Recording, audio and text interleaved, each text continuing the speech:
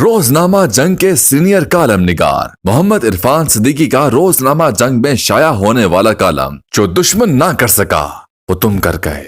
ये आग core commander Lahore की रहायशगाह पर नहीं लगाई गई थी, बल्कि हर मुहिब्बे वतन पाकिस्तानी के घर को लगाई गई थी, क्योंकि ये तारीखी इमारत माजी में कायद-ए-आज़म की रहायशगाह भी रह चुकी है। पुलवाइयों ने ये लूट मार किसी फौजी कमांडर के घर पर नहीं की, बल्कि इस रोज हर मुहिब्बे वतन पाकिस्तानी के घर को लूटा गया।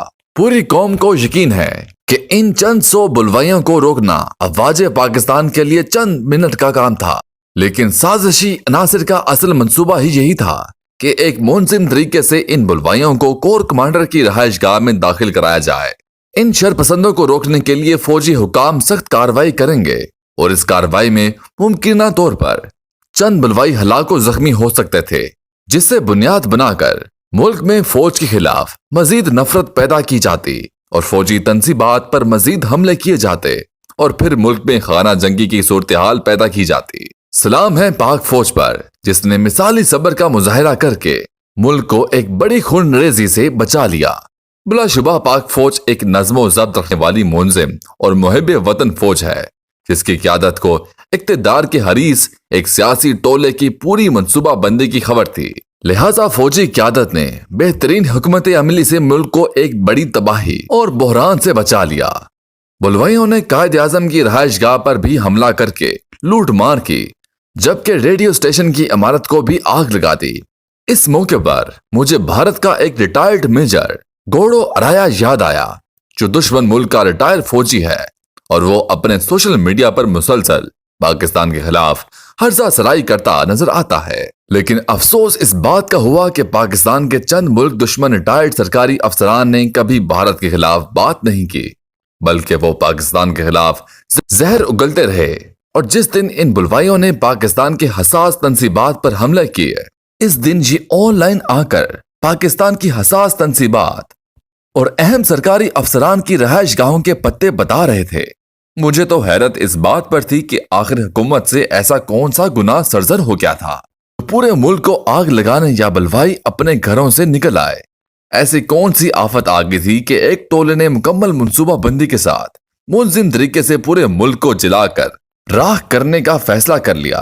दर हकीकत सिर्फ हुकूमत ने करप्शन के इल्जाम पर नैब के एक केस में साबिक वज़ीर आज़म इमरान खान को गिरफ्तार ही किया था।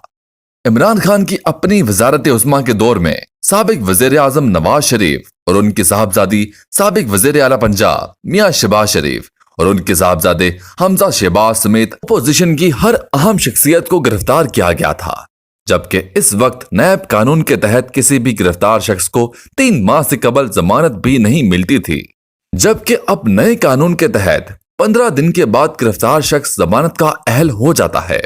इतना ही नहीं, इमरान खान की गिरफ्तारी को हाई कोर्ट जायज भी करार दे चुकी थी, लेकिन फिर भी पुरअमन सियासी एहतजाज के नाम पर मुनज़िम हमलों के लिए बुलवाइयों को बाहर निकाला गया और उनसे बाकायदा मनसूबा बंदी के तहत सास तंसीबात पर हमले कराए गए।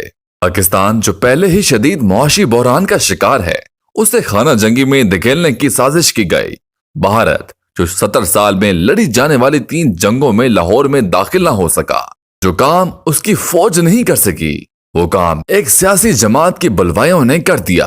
पाकिस्तान को मुआशी तौर पर मजबूत बनाने के लिए कोशिशें जारी हैं, लेकिन इन हंगामों के बाद मुल्क भर मुआशी बुरहान में मुब्तला हो जाएगा। IMF की शराइत पूरी करने के बावजूद पाकिस्तान कर्ज हासिल नहीं कर पा रहा। इसकी वजह हुकूमत पाकिस्तान भी समझ चुकी है कि अमेरिका पाकिस्तान को सबक सिखाने के लिए IMF को पाकिस्तान के लिए कर्ज जारी करने से रोके हुए हैं, वरना पाकिस्तान पहले ही IMF की तमाम शराइत पूरी कर चुका है। लगता ऐसा है कि पाकिस्तान बड़ी आलमी साजिश का शिकार हो चुका है और जो काम दुश्मन पाकिस्तान के खिलाफ नहीं कर पा रहा, वो इक्तदार की भूख में हमारे अपने ही अपने मुल्क के खिलाफ कर रहे हैं। इस तरह की मजीद मालूमाती वीडियोस के लिए मोहम्मद इरफान सिद्दीकी का YouTube चैनल जापान नामा सब्सक्राइब करें।